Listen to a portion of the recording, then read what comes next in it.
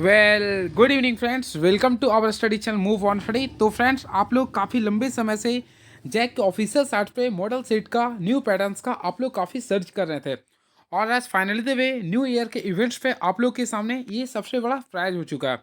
तो चलिए मैं आप लोग के सामने मॉडल सेट नंबर 1 जो जारी किया गया, अपलोड किया गया, उस चीज़ को मैं डिस्कस करता हूँ। फर्स्ट ऑफ ऑल आप लोग को मैं बताना चाहता हूँ, आप लोग का जो पेपर होगा उसमें कुल 46 क्वेश्चन होंगे, जिसमें आप लोग को मैं बताना चाहता हूँ 30 क्वेश्चन जो होंगे वो MCQ बेस्ड होंगे। क्लियर है? उसके साथ साथ 6 जो क्वेश्चन होगा आप लोग को 2 मार्क्स का क्वेश्चन होगा, फिर 6 क्वेश्चन जो होगा वह 2 मार्क्स का क्वेश्चन, 3 मार्क्स का क्वेश्चन होगा। क्लियर है? और फ्रेंड्स आप लोग ऐड कर लीजिए, यानी कि यहाँ तक अगर आप लोग काउंटिंग करते हैं तो देखिए, और लास्ट जो 4 क्वेश्चन होगा वो आप लोग का 5 मार्क्स का क्वेश्चन होगा। ये आप लोग के सामने मैं पैटर्न लिख दिया हूँ, इस चीज़ को आप लोग नोट डाउन कर लीजिएगा। क्लियर है? तो इसी के बेसिस पे मैं आप लोग के सामने स्टार्ट कर रहा हूँ। First of all is no, देखता हूँ मैं सेक्शन ए में क्या दिया गया आप लोग का मल्टीपल चॉइस क्वेश्चंस के लिए। तो क्वेश्चन देखते हैं क्या लिख रहा है ये। निम्नलिखित में कौन सी अभिक्रिया उष्मा शोषी अभिक्रिया है? ऑलरेडी फ्रेंड्स आप लोग को पता होगा, उष्मा शोषी अभिक्रिया वैसे रासायनिक अभिक्रिया को कहते हैं जिसमें उष्मा का शोषण होता है। तो पहला लिख रहा ऑप्शन कोयले का जलना। ऑलरेडी फ्रेंड्स कोयले का जलना में उष्मा का उत्सर्जन होता है, तो ये तो ऑप्शन हो नहीं सकता है। वनस्पति पदार्थों का खाद में अपघटन, श्वसन की प्रक्रिया। तो ऑलरेडी फ्रेंड्स आप लोग पढ़े पढ़े होंगे, श्वसन एक उष्माक्षेपी अभिक्रिया, तो ये भी आप लोग के सामने नहीं हो सकता है। कैल्शियम कार्बोनेट का अपघटन करके त्वरित चूना और कार्बन डाइऑक्साइड का बनाना। तो फ्रेंड्स अगर आप लोग कैल्शियम कार्बोनेट को तोड़ते हैं, देखिए CaCO3 को अगर अपघटन करते हैं, तो फ्रेंड्स अगर इसे अपघटन करते हैं तो देखिए ये क्या बनेगा, कैल्शियम सबसे पहले CaO बनेगा और आपका बाहर क्या निकला, CO2 बनेगा। क्लियर है? तो इसमें क्या होता है, माइनस उष्मा के रूप में जाता है, तो जिससे हम लोग उष्मा शोषी बोल सकते हैं। तो इसका राइट आंसर जो होगा ऑप्शन नंबर डी होगा। क्लियर है? And very next question is now, नमी वाले दिन हाइड्रोजन क्लोराइड गैस तैयार करने के दौरान गैस को आमतौर पर कैल्शियम क्लोराइड युक्त गार्ड ट्यूब से गुजारा जाता है। गार्ड ट्यूब के लिए कैल्शियम क्लोराइड की क्या भूमिका होती है? तो मैं फ्रेंड्स आप लोग को बताना चाहता हूँ, गार्ड्स ट्यूब के लिए कैल्शियम क्लोराइड का जो भूमिका होता है वह गैस से नमी को अवशोषित करना, यानी गैस से नमी को अवशोषित करता है। तो राइट आंसर होगा ऑप्शन नंबर सी होगा, ऑप्शन नंबर सी होगा। And very next question is now, निम्नलिखित में कौन सा समजातीय श्रेणी में नहीं देखा जाता है? तो फ्रेंड सबसे पहले समजातीय श्रेणी वैसे श्रेणी को कहते हैं जिसमें दो लगातार कार्बनिक यौगिक के बीच में बॉन्ड CH2 का अंतर होता है, या फिर कार्बनिक यौगिक के बीच में 14U का डिफर होता है। तो पहला ऑप्शन में लिख रहा, देखते हैं क्या लिख रहा, रासायनिक गुणों में परिवर्तन, बॉन्ड CH2 और 14U आणविक द्रव्यमानों में अंतर। तो ये तो ऑलरेडी आप लोग को होता है। भौतिक गुणों में क्रमिकता, तो फ्रेंड क्रमिकता भी होती है इसमें, क्योंकि देखिए आप लोग मीथेन का फॉर्मूला निकालेंगे तो CH4 होगा, उसके बाद इथेन का निकालेगा तो C2H6 होगा, फिर प्रोपेन का निकालेगा तो C3H8 होगा। देखिए लगातार इसमें भौतिक गुणों में क्रमिकता आ रही है। समान कार्यात्मकता, तो सर फ्रेंड समान कार्यात्मक भी होती है। तो ऑप्शन के रिगार्डिंग अगर देखा जाए तो राइट आंसर जो होगा ऑप्शन नंबर 1 होगा, यानी रासायनिक गुणों में परिवर्तन। तो रासायनिक गुणों में परिवर्तन समजातीय श्रेणी में नहीं देखा जाता है। चलिए नेक्स्ट क्वेश्चन, कौन द्विविस्थापन अभिक्रिया है? तो ऑलरेडी फ्रेंड सबसे पहले हम लोग जानना चाहेंगे द्विविस्थापन अभिक्रिया किसे कहते हैं। वैसे रासायनिक अभिक्रिया जिसमें आयनों का आदान प्रदान होता है। जैसे मैं एक एग्जाम्पल के रूप में आप लोग के सामने लिख रहा हूँ, देखिए ये अगर रिएक्शन करता तो AC+BD होगा। क्लियर है? तो इससे हम लोग बोलते हैं रासायनिक सॉरी द्विविस्थापन अभिक्रिया।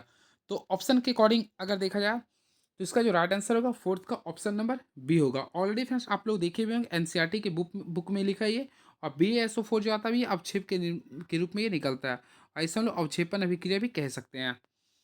And very next question is now, तो फ्रेंड्स हम लोग इसमें देखना चाहते हैं, इसमें ऑप्शन जो दिया था काफ़ी तगड़ा के रूप में दिया है, क्योंकि अगर आप लोग देखना चाहेंगे तो फ्रेंड्स इसमें आप लोग को लिख रहा ऑप्शन के रिगार्डिंग, तो इसका राइट आंसर होगा केवल बी होगा, केवल बी होगा, यानी ऑप्शन नंबर बी को आप लोग काफ़ी चीज़ से क्लिक कर सकते हैं। And very next question is now, जल का विद्युत अपघटन का अपघटन अभिक्रिया है। जल के विद्युत अपघटन के दौरान मुक्त होने वाले हाइड्रोजन और ऑक्सीजन गैस का मोल अनुपात क्या है?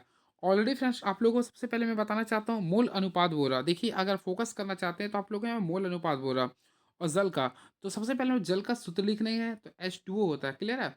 अब अगर आप लोग फोकस यहाँ पे करना चाहते हैं तो आप लोग को मोल अनुपात बोल रहा, तो सबसे पहले अगर हम लोग इसे तोड़ते हैं, तो इसे अगर आप लोग तोड़ते हैं तो क्या लिखते हैं H+ और OH- के रूप में लिखते हैं। लेकिन अगर आप लोग फोकस करते हैं मुक्त वाले हाइड्रोजन और ऑक्सीजन गैस का, हाइड्रोजन और ऑक्सीजन गैस के लिए लिख रहा, तो फ्रेंड्स आप लोग को यहाँ पे फोकस करना पड़ेगा। तो देखिए यहाँ पे आप लोग को लिख रहा मोल अनुपात, ठीक है, या फिर आप लोग को यहाँ पे अगर फोकस करते हैं तो H2O के रूप में लिखना पड़ेगा। क्लियर है? तो 2 अनुपात देखिए, हाइड्रोजन का देखना चाहे तो 2 है और ऑक्सीजन का 1 है, तो 2:1 होगा। यानी ऑप्शन नंबर देखा है तो ऑप्शन नंबर बी को काफ़ी अच्छे से क्लिक कर सकते हैं।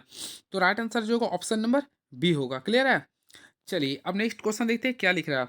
एक जलीय घोल लाल लिटमस घोल को नीला कर देता है, निम्नलिखित में से किस घोल को अधिक मात्रा में मिलाने पर यह परिवर्तन उलट जाएगा? तो फर्स्ट ऑफ ऑल आप लोगों को कंसेप्ट पता करना पड़ेगा। देखिए, एक जलीय घोल लाल लिटमस को नीला करता, फोकस कीजिए फ्रेंड, यहाँ पे लाल लिटमस को क्या कर रहा है? नीला कर रहा। निम्नलिखित में से किस घोल को अधिक मात्रा में मिलाने पर यह परिवर्तन उलट जाएगा? फर्स्ट ऑफ ऑल आप लोगों को मैं एक ट्रिक बताया था अनिल के बारे में। तो मैं बताया था, देखिए अनिल एक फ्रेंड्स का हमारा नाम है, ठीक है। वो क्या करता है? आ से होता है अम्ल, अम्ल जो करता है वह नीला को लाल करता है। लेकिन यहाँ फोकस कर रहे हैं तो आप लोग लाल को नीला कर रहे हैं, यानी कि ऑलरेडी आप लोग का ऑप्शन जो दिया है वो क्षारक के फॉर्म में दिया। क्लियर है? तो आप लोग को क्षारक के जस्ट अपोजिट यानी कि अम्ल देखना है। तो ऑप्शन के रिगार्डिंग अगर फोकस करते हैं तो ऑप्शन नंबर अगर डी देखते हैं तो हाइड्रोक्लोरिक अम्ल। तो हाइड्रोक्लोरिक अम्ल क्या होता है? ये अम्ल होता है, यानी HCl होता है। ये क्या करता है? ये नीला को क्या करता है? लाल करता है। तो नीला को क्या करता है? ये लाल। तो ऑप्शन के रिगार्डिंग देखा है तो ऑप्शन नंबर आप लोग डी को काफ़ी अच्छे से कर सकते हैं। बाकी ऑप्शन नंबर 1 बेकिंग पाउडर, चूना, अमोनियम हाइड्रोक्साइड का घोल, ये सारे देखेंगे तो ये क्या करता है? लाल को ही नीला कर देगा। चलिए नेक्स्ट क्वेश्चन। बेकिंग पाउडर का एक घटक सोडियम हाइड्रोजन कार्बोनेट है, तो दूसरा पाउडर क्या होता है? ऑलरेडी फ्रेंड्स आप लोग हमारी से पढ़े होंगे तो आप लोग को हमेशा डिस्कस करता हूँ। बेकिंग पाउडर क्या होता है? देखिए मैं आप लोग को सामने बताता हूँ। बेकिंग पाउडर देखिए, सबसे पहले बेकिंग सोडा जिसका सामान्य सूत्र होता है NaHCO3। क्लियर है? इसका और टार्ट्रिक अम्ल यानी कि टार्ट्रिक अम्ल का ये मिश्रण होता है। यानी कि आप लोग ऑप्शन के अकॉर्डिंग अगर देखना चाहते हैं तो ऑप्शन नंबर अगर देखेंगे तो फोकस कीजिए ऑप्शन नंबर बी में। तो सडनली आप लोग लगा सकते हैं ऑप्शन नंबर बी होगा। यानी baking powder sodium hydrogen carbonate जिसे बोलते हैं बेकिंग सोडा और टार्ट्रिक एसिड का मिश्रण होता है। वेरी नेक्स्ट क्वेश्चन ले रहा हूँ। धातुओं को खींचकर पतले तार में बदलने की क्षमता को क्या कहते हैं? काफ़ी अच्छा क्वेश्चन है ये, तो मैं आप लोग को बताना चाहता हूँ। धातुओं को खींचकर पतले तार में बदलने की क्षमता को तन्यता कहते हैं। क्या कहते हैं फ्रेंड्स? तन्यता कहते हैं। और सबसे ज़्यादा जो तन्य होता है वह होता है AU। फॉर आप लोग बता दीजिए क्या होता है? यानी AU फ्रेंड होता है फ्रेंड्स, आप लोगों में फिर पता है ये AU होता है, और हम जिसे हम लोग सोना कहते हैं। आप लोग को मैं बताना चाहता हूँ 1 ग्राम सोना को हम लोग खींचकर 2 किलोमीटर लंबाई से तार बना सकते हैं। ये भी आप लोग लिख सकते हैं। चलिए very next question is now. Friends आप लोग को मैं जब नेक्स्ट वीडियो में आऊँगा तो सारे क्वेश्चंस को मैं ऑब्जेक्टिव का जो दिया हुआ मैं ऑपरेशन कर दूंगा ताकि आप लोग को एक क्वेश्चन से 4 को निकाल सकें। और वैसे मैं ऑफलाइन पढ़ाता हूँ, आप लोग देख सकते हैं, मैं कल इसका क्लास दे दूंगा। निम्नलिखित में कौन आयनिक यौगिक नहीं है? फर्स्ट ऑफ ऑल फ्रेंड्स आप लोगों को पता करना पड़े आयनिक यौगिक किससे कहते हैं। आयनिक यौगिक उस यौगिक को कहते हैं जिसमें एक मेटल और एक नॉन मेटल होता है। एग्जांपल मैं अगर KCl लिखता हूँ तो KCl पे अगर फोकस करते हैं फ्रेंड तो के आपका प्लस में होता है, Cl क्या होता है? माइनस में। तो देखिए ये मेटल हो गया, ये क्या होगा? Non metal. तो ऑलरेडी ये क्या होगा आप लोग का? ये आप लोग का आयनिक होगा। उसी प्रकार अगर HCl को भी फोकस करना चाहते हैं तो फ्रेंड देखिए अगला अगर देखना चाहता है NaCl, देखिए आप लोग को मैं कमेंट बॉक्स में बता रहा हूँ। देखिए एक आप लोग का वेरी नाइस। तो फ्रेंड्स इसमें अगर फोकस करना चाहते हैं, देखिए कौन आयनिक यौगिक नहीं है, तो सबसे पहले देखिए यहाँ पे एक लिख रहा है KCl। तो मैं आप लोगों को बताना चाहता KCl और NaCl को फोकस कीजिए तो ऑलरेडी आप लोग का आयनिक यौगिक होगा। क्लियर है? क्योंकि इसमें K प्लस और ये Cl माइनस में टूट रहा, उसी प्रकार आप लोग का ये भी Na प्लस और Cl माइनस में टूटता है। क्लियर है? लेकिन अगर आप लोग फोकस करते हैं फ्रेंड्स HCl पे तो देखिए HCl के बारे में अभी तक जानकारी नहीं मिला है। ये देखिए H प्लस और Cl माइनस में टूटता है। क्लियर है? लेकिन मैं आप लोगों को फाइनली अभी बताना चाहता हूँ, इसमें जो हाइड्रोक्लोरिक अम्ल जो होता है, हाइड्रोक्लोरिक अम्ल जो होता है HCl, इसमें H का H जो H प्लस में ही लिखा है, यानी ये आप लोग का जो है मेटल के रूप में भी कभी ले सकते हैं, इसे नॉन मेटल के रूप में लिख सकते हैं। इसलिए HCl का हम लोग आयनिक यौगिक नहीं कर सकते हैं। उसके साथ साथ CCl4 यानी कि कार्बन टेट्राक्लोराइड, जिसे फ्रेंड्स हम लोग पायरीन भी कहते हैं, CCl4 इसे पायरीन भी कहते हैं। तो इसे अगर आप लोग फोकस करते हैं देखिए इसका स्ट्रक्चर अगर आप लोग बनाइए तो ये आप लोग का बन जाएगा, ये सहसंयोजक बंधन के अंतर्गत बन जाएगा। क्योंकि अगर देखना चाहते हैं दोनों क्या एक प्रकार का अधातु है, तो जिसमें दोनों अधातु होता है उसे हम लोग क्या बोलते हैं? सहसंयोजक बंधन। तो ऑप्शन के रिगार्डिंग अगर देखा तो ऑप्शन नंबर हमारा बी होगा, यानी कि HCl। देखिए HCl और CCl4 जिसे हम लोग पायरीन भी कहते हैं या फिर कार्बन टेट्राक्लोराइड, ये दोनों आप लोग का सहसंयोजक बंधन होगा। क्लियर है?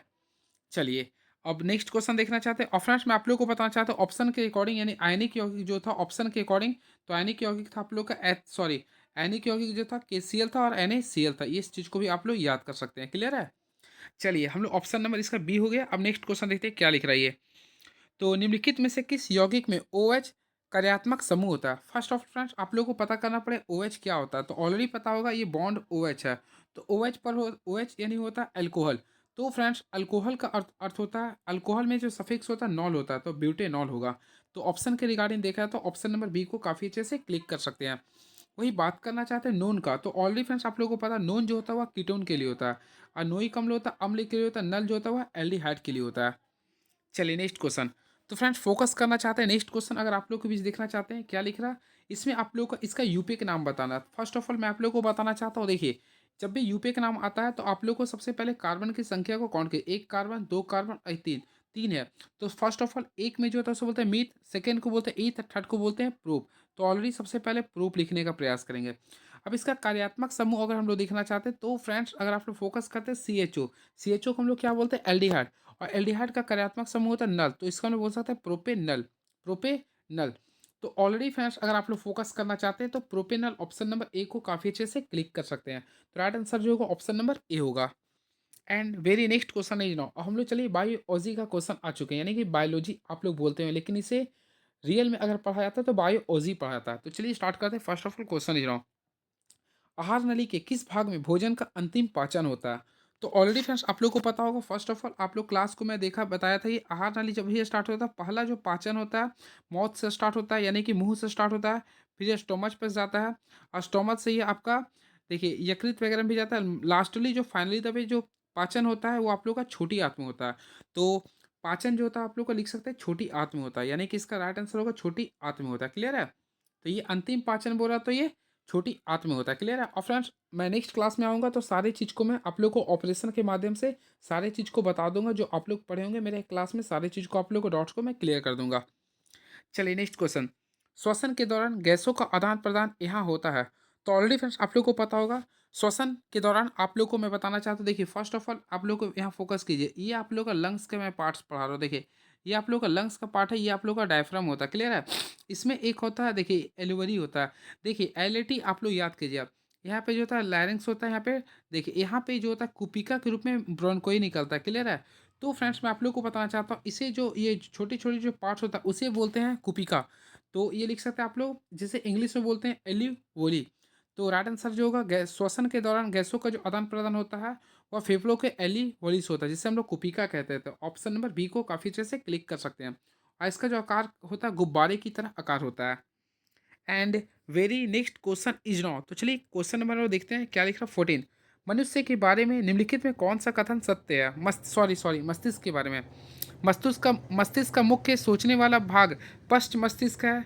फिर लिख रहा श्वसन, गंध, स्मृति, दृष्टि आदि का केंद्र अग्र मस्तिष्क में स्थित है। बिल्कुल। लार, उल्टी, रक्तचाप जैसे अनैच्छिक क्रिया पश्च मस्तिष्क में स्थित मेडुला द्वारा होती है। सेरेबेलम शरीर की मुद्रा और संतुलन को नियंत्रित नहीं करती है। तो फ्रेंड्स यहाँ पे क्वेश्चन लिख रहा है कौन सा सत्य है। देखिए क्वेश्चंस काफ़ी कॉम्प्लिकेटेड इस पर पूछ रहा है, और क्वेश्चन का एक पैटर्न जो दिया है इस पर काफ़ी तगड़ा है। तो यहाँ पे अगर फोकस करना चाहते हैं तो आप लोग को बोला सत्य है, सत्य है। तो चलिए मैं आप लोग को बताना चाहता हूँ ऑप्शन के रिगार्डिंग कौन सा सत्य होगा। फर्स्ट ऑफ ऑल देखना, मस्तिष्क का मुख्य सोचने वाला भाग है।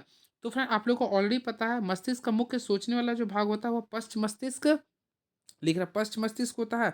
तो ऑलरेडी फिर आप लोग को पता है जो मुख्य सोचने वाला जो भाग होता है वो अग्र मस्तिष्क होता है, यानी ऑप्शन के अकॉर्डिंग देखा तो पहला गलत हो जाएगा। नेक्स्ट, श्वसन, गंध, स्मृति, दृष्टि आदि का केंद्र अग्र मस्तिष्क में स्थित है। बिल्कुल, यानी कि फ्रेंड्स आप लोग का जो सेरेब्रम होता है वहीं से आप लोग श्वसन होता है, गंध होता है, स्मृति, स्मृति यानी मेमोरी। तो ऑलरेडी आप लोग को पता होगा सेरेब्रम को हम लोग क्या बोलते हैं, अपना माइंड का सेरेब्रम को हम लोग मेमोरी कार्ड बोलते हैं। तो ये आप लोग का सही है। लार, उल्टी, रक्तचाप जैसे अनैच्छिक क्रिया का पश्च मस्तिष्क में से मेडुला द्वारा, तो बिल्कुल ये भी सही आप लोग का। सेरेबेलम शरीर की मुद्रा और संतुलन को नियंत्रित नहीं करती है, ये गलत है, ये करती है। तो ऑप्शन के रिगार्डिंग देखा तो ऑप्शन नंबर 2 और 3 ही आपका सही है, बाकी फर्स्ट और फोर्थ ये आप लोग का गलत है। तो ऑप्शन के रिगार्डिंग देखा है तो ऑप्शन नंबर थर्ड होगा, यानी कि 2 और 3। क्लियर है? काफ़ी कॉम्प्लिकेटेड क्वेश्चन दिया है, और आई होप आप लोग जो अच्छे से साइंस पढ़े वही लोग के लिए काफ़ी बढ़िया होगा ये। बेमेल जोड़ी का चयन करना, यानी कि फ्रेंड्स आप लोग को जो जोड़ी बेमेल है उसे चयन करना। First of all question is now, adrenaline क्या लिख रहा है, एड्रेनाइलिन पिट्यूटरी ग्रंथि, टेस्टोस्टेरोन विषण, एस्ट्रोजन अंडाशय, थायरोक्सिन थायराइड ग्रंथि। तो ऑप्शन के अकॉर्डिंग देखा है तो फ्रेंड्स ऑलरेडी आप लोग को पता होगा एड्रेनाइलिन जो होता है वह हृदय से निकलती है। क्लियर है? तो ऑप्शन नंबर ए आप लोग का गलत है, यानी बेमेल जोड़ा है। बाकी टेस्टोस्टेरोन ऑलरेडी आप लोग को पता है, वृषण, यानी कि ये वृषण नर के वृषण में हम लोग को क्या निकलता है, टेस्टोस्टेरोन नामक हार्मोन्स का भी निर्माण होता है, इसी से वीर्य का भी निर्माण होता है। एस्ट्रोजन, तो ऑलरेडी फ्रेंड्स अंडाशय यानी अंडाणु में अंडाशय से एस्ट्रोजन नामक हार्मोन्स का निकल स्रावन होता है, और थायराइड ग्रंथि से थायरोक्सिन का भी स्रावन होता है, यानी कि ये तीनों सही। Option number 1 is the wrong answer. Next question, एक फूल में नर और मादा युग्मक उत्पन्न करने वाले भाग है। तो ऑलरेडी फ्रेंड्स मैं हमेशा डिस्कस करते रहता हूँ, एक नर में देखिए, एक फूल में नर का जो पार्ट होता है, देखिए नर का जो पार्ट होता है उसे बोलते हैं परागकोश। देखिए मैं लिख देता हूँ, नर का जो पार्ट होता है उसे हम लोग बोलते हैं परागकोश बोलते हैं। उसी प्रकार जो मादा युग्मक होता है उसे बोलते हैं अंडाशय। क्या बोलते हैं फ्रेंड, अंडाशय। तो ऑप्शन के अकॉर्डिंग अगर देखा है तो ऑप्शन नंबर सी को काफी अच्छे से आप लोग क्लिक कर सकते हैं। तो option number C is the right answer. And very next question is no, amoeba, spirogyra और ईस्ट में प्रजनन की एक सामान्य विशेषता यह है कि, तो फ्रेंड्स आप लोग को सबसे पहले पता करना पड़े अमीबा, अमीबा, अस्पायरोगायरा और ईस्ट में प्रजनन की सबसे मेन जो विशेषता होता है ऑप्शन के रिगार्डिंग, यह एक अलैंगिक रूप से प्रजनन करते हैं। ऑलरेडी फ्रेंड्स आप लोग को पता होगा, अमीबा, अस्पायरोगायरा, ईस्ट में जो जनन होता है वह अलैंगिक रूप से प्रजनन करते हैं। और अलैंगिक प्रजनन उसे कहते हैं जिसे हम लोग क्लोन के रूप में यानी समान संरचना के रूप में प्रदर्शित करते हैं। इसे हम लोग जो समान संरचना में जो प्रदर्शित करते हैं उसे हम लोग क्लोन भी कहते हैं। ये भी ऑब्जेक्टिव में पूछ सकता है। क्लियर है। और फ्रेंड्स मैं आप लोगों को बताना चाहता हूँ, अमीबा में जो होता है वह द्विखंडन होता है, अस्पायरोगायरा में जो होता है वह खंडन होता है। वही बात करना चाहते हैं फ्रेंड्स ईस्ट में, तो ईस्ट में मुकुलन विधि द्वारा जनन होता है। ये सभी एक कोशिकीय है नहीं फ्रेंड्स, एक कोशिकीय नहीं है। ये सभी लैंगिक रूप से प्रजनन करते हैं नहीं, ये लैंगिक से नहीं अलैंगिक से करते हैं। सभी बहुकोशिकीय नहीं, सभी बहुकोशिकीय नहीं, कुछ एक कोशिकीय, कोई द्विकोशिकीय, कोई बहुकोशिकीय। तो ये गलत, option number A is the right answer. And very next question is now, नीचे दी गई सूची सूची में से उस लक्षण का चयन करें जिसे अर्जित किया जा सकता है लेकिन विरासत में नहीं। तो ऑलरेडी फ्रेंड्स इसका राइट आंसर ऑप्शन के अकॉर्डिंग देखा है आंखों का रंग। तो फ्रेंड्स ऑलरेडी आप लोगों को पता, आंखों का रंग जो होता है वह किसी से अर्जित किया भी जा सकता है, विरासत से भी मिलता है। तो ये ऑप्शन नंबर 1 नहीं होगा, यानी ये गलत हो जाएगा, क्योंकि आप लोग ऑलरेडी आप लोग को पता होगा हेरिडिटी में आंखों का रंग भी देखा जाता है। त्वचा का भी देखे होंगे हेरिडिटी का रूप आता है, लेकिन शरीर का आकार जो है वह विरासत में नहीं मिलता है। शरीर का आकार जो है विरासत में नहीं मिलता। तो ऑप्शन नंबर सी की ओर आप लोग बढ़ सकते हैं, बालों की प्रकृति भी विरासत में नहीं मिलता। तो option number C is the right answer. And very next question is now, प्राकृतिक चयन द्वारा प्रजातियों के विकास का सिद्धांत दिया गया था। तो ऑलरेडी फ्रेंड्स आप लोग को पता होगा प्राकृतिक चयन किसके द्वारा दिया गया था। तो मैं आप लोग हमेशा डिस्कस करता हूँ डार्विन के द्वारा। किसके द्वारा दिया गया था, डार्विन के द्वारा। और इन्होंने एक बुक भी लिखा था। तो आप लोग बुक का नाम लिख सकते हैं, कौन सा बुक लिखा था आप लोग कमेंट बॉक्स में लिखेंगे। डार्विन ने कौन सा बुक लिखा था आप लोग कमेंट बॉक्स में लिखेंगे। क्लियर है। चलिए अने अब आ चुके हैं फिजिक्स का क्वेश्चन में 10 क्वेश्चन। तो निम्नलिखित में कौन सा कथन सत्य है। तो फ्रेंड्स आप लोग को ये काफ़ी कॉम्प्लिकेटेड क्वेश्चन दिया है, आप लोग को मैं बढ़िया से बताता हूँ। देखिए, एक उत्तर लेंस में 4 डायोप्टर शक्ति होती है जिसकी फोकस दूरी 0.25 मीटर होती है। तो चलिए ऑप्शन के रिगार्डिंग देखा तो मैं आप लोग को फर्स्ट ऑफ ऑल मैं आप लोग को बताना चाहता हूँ, जब भी उत्तर लेंस की बात करते हैं या उत्तर लेंस का, फर्स्ट ऑफ ऑल देखिए उत्तर लेंस में सबसे पहले याद कीजिएगा उत्तर लेंस को पहचानने का तरीका। उत्तर लेंस का सबसे पहले ये प्लस में होता है, डायोप्टर जो होगा या फिर फोकस दूरी होता है वो प्लस में होगा तभी सही होगा, और अवतल में हमेशा माइनस में होना चाहिए। क्लियर है। तो आगे सिंबल के अकॉर्डिंग अगर देखा जाए तो देखिए ऑप्शन नंबर सी को आप लोग कैंसिल कर सकते हैं, क्योंकि देखिए यहाँ पे क्या लिख रहा है प्लस में लिख रहा है, ये तो गलत हो जाएगा। उसी प्रकार यहाँ उत्तल में है माइनस में लिख रहा है, ये भी गलत हो गया। यानी अब आप लोग को केवल और केवल ए और डी में आप लोग को चूज करना है। क्लियर है। तो चलिए सबसे पहले हम ऑप्शन नंबर ए को देखते हैं। तो फ्रेंड्स आप लोग को ऑलरेडी पता पी का फॉर्मूला क्या होता है, ऑलरेडी पता होगा, the inverse of focal length is known as power of lens. तो हम लोग इन्वर्स कर रहे हैं। तो फ्रेंड्स हम लोग चेक करेंगे, देखिए 1 कर दी एफ, सबसे पहले एफ का वैल्यू देखेंगे 0.25 ऑलरेडी दिया हुआ। अब हम लोग इसे पॉइंट्स को हटाते हैं तो देखिए 100 आ गया। अब 25 का टेबल में 100 कितना टाइम्स आता है, 4 टाइम्स में आता है। और पी का ऐसे में आता क्या होता है, डी डायोप्टर। तो फ्रेंड्स अगर आप लोग फोकस करना चाहते हैं तो option number A sorry Uttar lens में डायोप्टर भी क्या लिखा था, 4 डायोप्टर, यानी कि इसके अकॉर्डिंग ये आप लोग का सही है, यानी option number A is the right answer. तो फ्रेंड्स इसका राइट आंसर जो होगा ऑप्शन नंबर ए होगा। क्लियर है। क्योंकि देखिए 4 डायोप्टर ये पॉजिटिव में भी था और ये भी आप लोग का पॉजिटिव में था। वही अवतल लेंस में डायोप्टर तो नेगेटिव में, लेकिन फोकस दूरी भी तो नेगेटिव होना चाहिए, और यहाँ पे देखें तो ये नेगेटिव नहीं लिख रहा है, इसलिए आप लोग का ऑप्शन नंबर डी को कैंसिल कर देंगे। आई होप आप लोग को अच्छा लगा होगा। चलिए और फ्रेंड्स आप लोग को और भी जानकारी होगा तो आप लोग कमेंट बॉक्स में लिख सकते हैं।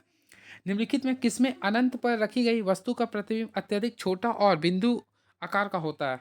तो फ्रेंड्स मैं आप लोग को बताना चाहता हूँ इसका जो राइट आंसर होगा, देखिए सबसे पहले आप लोग को बोला अनंत पर रखी गई वस्तु का प्रतिबिंब अत्यधिक छोटा और बिंदु आकार का होता है। फर्स्ट ऑफ ऑल मैं आप लोग को बताना चाहता हूँ, देखिए सबसे पहले छोटा, देखिए मैं ये आप लोग के सामने ये अवतल दर्पण का शो किया हूँ, क्लियर है। अब देखिए अवतल दर्पण से ऑलरेडी ये पता होगा आप लोग का, इसे मुख्य अक्ष कहते हैं, मान लीजिए पी है, पोल है, ये फोकस है, मुख्य फोकस है, ये सी है और ये इन्फिनाइट है। तो ऑलरेडी मैं इसका कंसेप्ट बताया था, 1 2 3 4 5 6, इसका अपोजिट में यहाँ लेते हैं इस प्रकार से 1 2 3 4 5 एंड 6, क्लियर है। तो फ्रेंड्स फोकस करना है आप लोगों को क्वेश्चंस में क्या लिख रहा है, किसमें अनंत पर रखी गई वस्तु का प्रतिबिंब अत्यधिक छोटा होता है। तो छोटा सबसे पहले अनंत पे, तो अगर आप लोग यहाँ पे वस्तु को रख रहे हैं, देखिए एक नंबर पे तो क्या सबसे छोटा बन रहा, तो ऑलरेडी अवतल दर्पण को आप लोग क्लिक कर सकते हैं, लेकिन और भी आप लोग को ऑप्शन के अकॉर्डिंग देख सकते हैं। तो ऑप्शन नंबर यानी अवतल दर्पण को आप लोग क्लिक कर सकते हैं। उसके साथ साथ देखिए अगर जो अवतल दर्पण होता है उसी प्रकार से उत्तल लेंस में भी बनता है, तो अवतल दर्पण के साथ साथ उत्तल लेंस भी सही हो जाएगा। और इसमें एक और कंडीशंस होता है, वो उत्तल दर्पण में भी होगा और अवतल लेंस में भी होगा, यानी राइट आंसर अगर देखा तो ऑप्शन नंबर डी होगा, ऑप्शन नंबर डी होगा। काफ़ी कॉम्प्लिकेटेड क्वेश्चन है, जिसके पास कंसेप्ट अच्छा है वही स्टूडेंट्स लोग काफ़ी अच्छे से कर सकते हैं, क्लियर है। तो मैं तो बोलूँ काफ़ी अच्छा क्वेश्चन को शेयर किया गया इस बार, अब तक जितना लॉन्च हुआ है मॉडल से उसके कंपेरिजन इस पर काफ़ी कॉम्प्लिकेटेड क्वेश्चन है ये। एक व्यक्ति 2 मीटर से अधिक दूरी पर रखी वस्तुओं को स्पष्ट रूप से नहीं देख सकता है। इस दोष को निम्न क्षमता के लेंस की उपयोग करके ठीक किया जा सकता है। फर्स्ट ऑफ ऑल आप लोग को मैं इसका कंसेप्ट देना चाहता हूँ। सबसे पहले फ्रेंड्स आप लोग को क्या निकालना, डायोप्टर। तो पी का फॉर्मूला क्या होता है, 1/f होता है, क्लियर है। अब आप लोग को मैं बताना चाहता हूँ सिंबल अगर आप लोग देख रहे हैं तो पॉजिटिव में है, तो देखिए 1 कर दिया, एफ का वैल्यू मैं 2 ले दिया हूँ। अब देखिए ऑलरेडी 2 को 1 से डिवाइड कीजिएगा तो 0 क्या आएगा, 5 आएगा, क्लियर। इसके लिखेंगे डायोप्टर, तो 0.5 आ रहा है, यानी कि 0.5। अब ये क्या आएगा आप लोग को, देखिए यहाँ पे आप लोग को फोकस करना पड़ेगा कि ये आप लोग को देखिए यहाँ पे फोकस करना पड़ेगा सिंबल क्या हो सकता है। देखिए एक व्यक्ति 2 मीटर से अधिक दूरी पर रखी वस्तुओं को स्पष्ट रूप से नहीं देख सकता है। तो फ्रेंड्स सबसे पहले आप लोग को समझना पड़ेगा, ये देखिए 2 मीटर से अधिक, तो 2 मीटर से अधिक दूरी पर अगर कोई नहीं रख सकता है तो उसके लिए हम लोग अवतल लेंस का यूज करते हैं। तो फिर अवतल लेंस में हम लोग सिंबल क्या लगाते हैं, माइनस लगाते हैं। तो ऑलरेडी क्या होगा, -0.5 डायोप्टर होगा। तो ऑप्शन के रिगार्डिंग अगर देखा तो राइट आंसर होगा बी, ऑप्शन नंबर बी होगा, -0.5 डायोप्टर। आई होप आप लोगों को क्लियर हुआ होगा। तो इससे अवतल लेंस की चश्मा से दूर करेंगे, क्लियर है। चलिए अब नेक्स्ट क्वेश्चन देखते हैं क्या लिख रहा है। प्रकाश के निम्नलिखित में से कौन सी घटनाएं इंद्रधनुष के निर्माण में शामिल होती है। तो फ्रेंड्स मैं आप लोगों को बताना चाहता हूँ, इंद्रधनुष का जो निर्माण होता है उसमें सबसे पहले प्रकाश का अपवर्तन होता है, फिर प्रकाश का वन विक्षेपण होता है और लास्टली द वे प्रकाश का आंतरिक परिवर्तन होता है, यानी option number C is the right answer. ये आप लोग का ऑप्शन नंबर सी होगा। चलिए अब नेक्स्ट क्वेश्चन देखना चाहते हैं क्या लिख रहा है। 1/5 ओम वाले 5 प्रतिरोधकों का उपयोग करके कौन सा न्यूनतम प्रतिरोध बनाया जा सकता है। तो फ्रेंड्स मैं आप लोग को ये क्वेश्चन जो बताने जा रहा हूँ काफ़ी तगड़ा क्वेश्चन है और इसको मैं बताना चाहता हूँ। जब भी 1/5 ओम 5 प्रतिरोधक वाले करके कौन सा न्यूनतम, तो यहाँ पे आप लोग फोकस कीजिए तो न्यूनतम प्रतिरोध की बारे बात कर रहा है, न्यूनतम। तो न्यूनतम जब भी बोलता है तो आप लोग को यहाँ पे सीरीज कॉम्बिनेशन का यूज करना पड़ेगा। तो फ्रेंड्स आप लोग को क्या करना पड़ेगा, जो भी रहता है यानी 1/5 आप लोग को जो दिया हुआ है मैं आप लोग को ठीक से बता देता हूँ। जो आप लोग को 1/5 दिया है ना, इसे आप लोग क्या कीजिए, इसका अपोजिट कर दिया, यानी केवल 5 बचेगा और टोटल कितना था 5 प्रतिरोध, इसे आप लोग 5 से मल्टीप्लाई किया, यानी 5 क्या हो गया 25 हो जाएगा। यानी कि इसका राइट आंसर अगर देखा जाए तो फ्रेंड्स 24 है ना। हाँ तो फ्रेंड इसका देख रुकिए, इसको मैं आप लोग एक ट्रिक से बताता हूँ, सुनिए क्या कीजिए, 1/5 है ये और 5 प्रतिशत, इसे आप लोग 5 से मल्टीप्लाई कीजिए 1/5 से, तो इसे राइट आंसर देगा तो 1/25 होगा। तो 1/25 है, तो इसका राइट आंसर जो होगा 1/25 ओम होगा बिल्कुल। तो ऑप्शन है, हाँ बिल्कुल ऑप्शन तो है, बिल्कुल option number B is the right answer. तो राइट आंसर होगा ऑप्शन नंबर बी होगा। नहीं तो फ्रेंड्स आप लोग एक और रूल से कर सकते हैं, इसे क्या कर सकते हैं चेक कर सकते हैं। देखिए 1/25 को आप लोग क्या कीजिए, सबसे पहले इसे आप लोग को ऑलरेडी पता है, इसे हम लोग पैरेलल कॉम्बिनेशन में ऐड करते हैं। तो पैरेलल हम लोग क्या करते हैं 1/25 प्लस 1/25 प्लस 1/25 लेंगे। अब आप लोग क्वेश्चन पूछ सकते हैं इसे 5 टाइम्स क्यों लिखे, क्योंकि 5 प्रतिरोधक था। अब आप लोग इसे सॉल्व कीजिए, तो इसका एलसीएम निकालिए, तो देखिए यहाँ पे 1 1 1 1 1, यानी कि देखिए तो 5/25 आया। अब इसे सॉल्व कीजिए तो क्या है 1/5। ऑलरेडी अगर आप लोग फोकस करना चाहते हो तो 1/5 ही था। तो इस टाइप से भी आप लोग काफ़ी अच्छे से कर सकते हैं। चलिए नेक्स्ट क्वेश्चन, प्रतिरोधकता नहीं बदलती है यदि, तो मैं आप लोग को बताना चाहता हूँ प्रतिरोधकता नहीं बदलती ऑप्शन के अकॉर्डिंग। फर्स्ट ऑफ ऑल पदार्थ बदल दिया जाए तो पदार्थ से इसका कोई इफेक्ट नहीं पड़ता, तापमान बदल दिया जाए प्रतिरोधक का आकार बदल दिया जाए या पदार्थ और तापमान दोनों बदल दिया। तो फ्रेंड्स का जो राइट आंसर होगा ऑप्शन नंबर सी होगा, ऑप्शन नंबर सी होगा, प्रतिरोधक का आकार बदल दिया जाए तो होगा। यानी कि प्रतिरोधकता, सबसे पहले प्रतिरोधकता देखिए, इसका आप लोग को मैं बताना चाहता हूँ। देखिए आप लोग को ऑलरेडी पता है resistance directly proportional to L होता है and it is inversely proportional to their square distance, ये होता है। तो फ्रेंड्स यहाँ से अगर आप लोग निकालते हैं तो ऑलरेडी आप लोग को इस स्टेप से आप लोग निकालिएगा, और यहाँ से हम लोग के इन्वर्सली प्रोपोर्शनल को हम लोग रो लेते हैं, इसी रो को हम लोग बोलते हैं प्रतिरोधकता। तो यहाँ से अगर रो का फॉर्मूला निकालते हैं तो resistance into area by length करते होंगे, क्लियर है। तो यहाँ के अकॉर्डिंग देखना जाए तो प्रतिरोधक का आकार बदल दिया जाए, तो ये नहीं बदलता है, क्लियर है। चलिए अब नेक्स्ट क्वेश्चन, यहाँ पे गलत कथन को चुनना है। फ्लेमिंग का दाएं हाथ का नियम प्रेरित धारा की दिशा जानने के लिए सरल नियम है। फिर सेकंड आप लोग को फोकस करिए, तो देखिए फ्लेमिंग का दाएं हाथ नियम प्रेरित धारा की दिशा जानने के लिए सरल नियम है, बिल्कुल। तो फ्लेमिंग का वाम दाएं हाथ नियम जब पढ़िएगा तो आप लोग को ऑलरेडी पता होगा, इसे धारा का नियम निकालते हैं, क्लियर है। उसी प्रकार लिख रहा है ये, दायां हाथ का अंगूठा धारा ले जाने वाले चालकों के कारण चुंबकीय क्षेत्र की दिशा को के प्रयोग के लिए उपयोग करता है, बिल्कुल। प्रत्यक्ष और प्रत्यावर्ती धाराओं के बीच अंतर यह है कि प्रत्यक्ष धारा हमेशा एक दिशा में होती है, जबकि प्रत्यावर्ती धारा समय समय पर अपनी दिशा उलट देते हैं, ये भी सही है। भारत में एसी हर 1/5 सेकेंड का बदलती है। फ्रेंड्स ये आप लोग देखे होंगे तो आप लोग को लग रहा होगा सही, लेकिन आप लोग सॉरी कौन गलत कथन को चुन रहा है। तो फ्रेंड देखिए, भारत में एसी हर 1/50 सेकेंड के बाद दिशा बदलती है, ये भी सही है। क्योंकि देखिए यहाँ पे अगर आप लोग 1/5 सेकेंड लिख रहा तो 1/5 सेकेंड, तो ये आप लोग को टाइम पीरियड देख रहा, और टाइम पीरियड का जब हम लोग अपोजिट करते हैं तो यानी कि इसका केवल 50 हर्ट्ज से आएगा, तो ये भी आप लोग का सही है। यानी ऑप्शन नंबर डी भी आपका इसमें सही है, जहाँ तक कि मैं बता रहा हूँ, क्लियर है।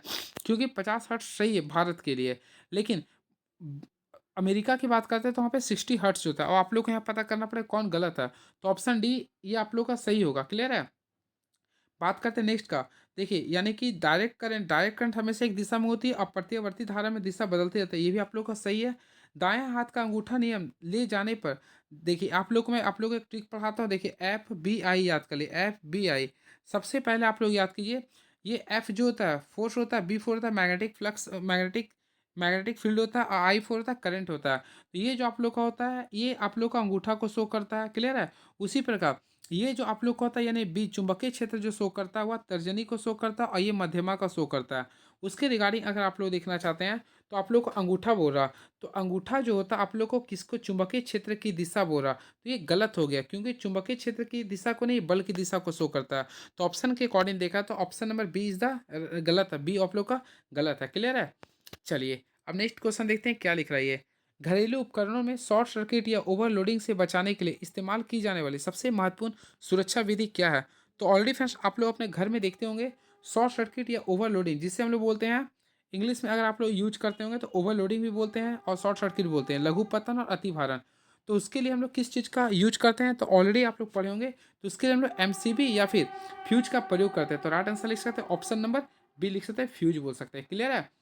फ्यूज का यूज करते हैं आप लोग, तो ऑप्शन नंबर बी लिख सकते हैं। And very next question is now, जल विद्युत संयंत्र में, तो फ्रेंड्स मैं आप लोग को बताना चाहता हूँ, जल विद्युत संयंत्र में संग्रहित जल की स्थिति ऊर्जा को विद्युत में परिवर्तित किया था। तो right answer option number A, काफी इजी क्वेश्चन था ये। नेक्स्ट क्वेश्चन, वे जीव जो विकिरण ऊर्जा का उपयोग करके अकार्बनिक यौगिकों से कार्बोहाइड्रेट का संश्लेषण करते उन्हें क्या कहते हैं। फ्रेंड्स फोकस करेंगे तो आप लोग कार्बोहाइड्रेट का संश्लेषण बोल रहा, तो मैं आप लोग को हमेशा बताना चाहता हूँ, जो कार्बोहाइड्रेट का संश्लेषण करते हैं उसे बोलते हैं उत्पादक। तो राइट आंसर क्या होगा, उत्पादक, जो कि ऑप्शन नंबर बी है। And very next question you know, Chipko आंदोलन द्वारा दिया गया महत्वपूर्ण संदेश क्या था। तो फ्रेंड्स सबसे पहले आप लोग को पता करना पड़ेगा चिपको आंदोलन क्या है। तो ऑलरेडी आप लोग को कमेंट बॉक्स में लिखिएगा चिपको आंदोलन कब और कहाँ हुआ था। तो मैं बता देना चाहूँ ये जो हुआ था उत्तराखंड के गढ़वाल जिला में हुआ था, क्लियर है। और आप लोग बताइएगा इसका जो मेन मोटो था फ्रेंड्स, इसमें आप लोग को मैं बताना चाहता हूँ, यह वन संरक्षण प्रयासों में समुदायों को शामिल करना था, ठीक है। तो ऑप्शन नंबर एक कीजिए, इसमें महिलाएं लोग शामिल हुए थे, ये ऑप्शन था। तो ये मैं 30 क्वेश्चन आप लोग के बीच लेके आया हूँ, और 30 का सभी क्वेश्चन मैं अपने तरीके से ऑप्शन का आंसर देने का प्रयास किया हूँ। आप लोग कमेंट बॉक्स में लिखिए कौन सा क्वेश्चन आप लोग को कन्फ्यूजन दे रहा है, लेकिन मैं आप लोग को बताऊंगा। अगर क्वेश्चन देखेंगे तो थोड़ा सा कॉम्प्लिकेटेड क्वेश्चन इस बार। अब चलिए देखते हैं, आप लोग को ये सारे क्वेश्चन को मैं देख लेता हूँ किस टाइप से पूछा गया। तो फ्रेंड्स प्रकृति में साधारण लवण के दो मुख्य स्रोतों की सूची बनाएं, दो यौगिकों के नाम बताइए जहां साधारण नमक को कच्चे माल के रूप में प्रयोग उपयोग किया था। नेक्स्ट, कार्बन यौगिकों की संख्या अन्य सभी तत्वों द्वारा मिलकर बनाए गए यौगिकों से अधिक है। दो कारण बताकर इस कारण की पुष्टि करें। फिर देखिए आप लोग को इथेनॉल को इथेनोइक अम्ल में रूपांतरित करने के लिए ऑक्सीकरण अभिक्रिया क्यों माना जाता है। ये सारे बोल रहे हैं क्वेश्चन। फिर फ्रेंड्स आप लोग को भर्जन और निस्तापन के रिगार्डिंग क्वेश्चन यहाँ पे पूछ रहा है ये। उत्सर्जन क्या है, एक कोशिकीय जीव अपना अपशिष्ट कैसे बाहर निकालते हैं। प्रत्येक के दो कार्य लिखना है, वृषण का, अंडाशय के। मानव मादा प्रजनन तंत्र के बारे में लिखना है, प्लेसेंटा का, फाइलोपियन ट्यूब के बारे में लिखना है। हमें अपने वनों का संरक्षण क्यों करना चाहिए। फिर फ्रेंड्स अगर आप लोग फोकस करना चाहते हैं तो इसमें देखिए आप लोग का जो 3 नंबर का क्वेश्चन है, ये आप लोग का संतुलित रासायनिक अभिक्रिया से, फिर आप लोग का अपघटन अभिक्रिया के रिगार्डिंग दिख रहा है ये। और ये सारे क्वेश्चंस को आप लोग देख सकते हैं, चित्र की सहायता से आप लोगों को सॉल्व करना है। ये सारे क्वेश्चंस को आप लोग देख लीजिए। मैं नेक्स्ट वीडियो में आऊँगा तो सारे क्वेश्चंस को मैं आप लोग को जवाब भी दूंगा और मैं आप लोग को एक अच्छे तरीके से बताने का भरपूर प्रयास करूँगा। तब तक आप हमारे चैनल के साथ बने रहिए और आप लोग नए आए तो प्लीज़ हमारे चैनल को सब्सक्राइब कर लीजिए। मैं नेक्स्ट वीडियो में आकर आप लोगों के सारे क्वेश्चंस को मैं डूट करता हूँ। तब तक हमारे चैनल के साथ बने रहिए। Thank you so much. Please subscribe my YouTube channel move on study. बाकी ये सारे क्वेश्चन को मैं डील कर दूंगा नेक्स्ट वीडियो में आकर। चलिए thank you so much. I hope देखिए इसमें आंसर भी दिया फ्रेंड्स, तो आप लोग आंसर भी मैच कर सकते हैं। देखिए मैं देखा नहीं था तो आप लोग देख लीजिएगा। चलिए thank you so much and hope for the best.